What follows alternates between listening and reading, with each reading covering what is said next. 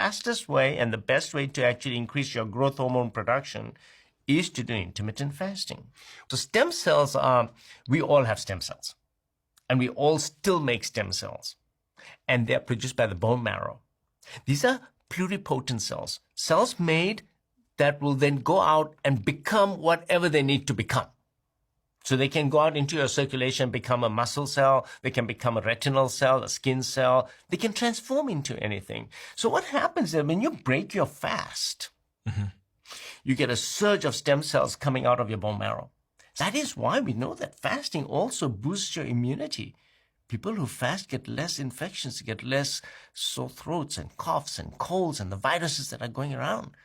The immunity is better. When you do intermittent fasting and time-restricted feeding, you will produce more, and this has been shown in numerous studies, more progenitor cells.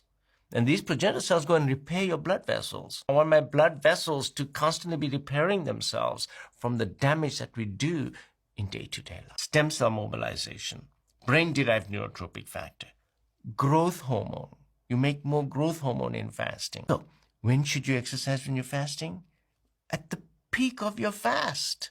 So if I'm going to break my fast at 6 p.m., I tell patients to go to the gym at 4 o'clock in the afternoon. They say, but doc, how can I do that?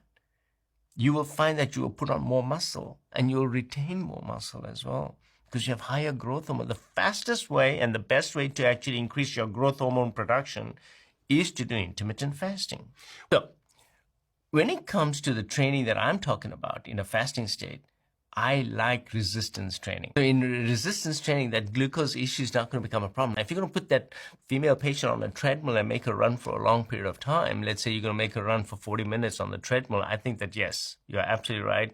You are going to deplete her glucose and you may cause some problems and then the muscle will start breaking down. But I do believe from all the experience that I've had with my patients that when I tell them to do HIIT, which is high intensity interval training, all the women do just as well as the men. Because all you're doing is you're intensely working the muscles and you're doing some resistance exercise and then you're totally resting as well.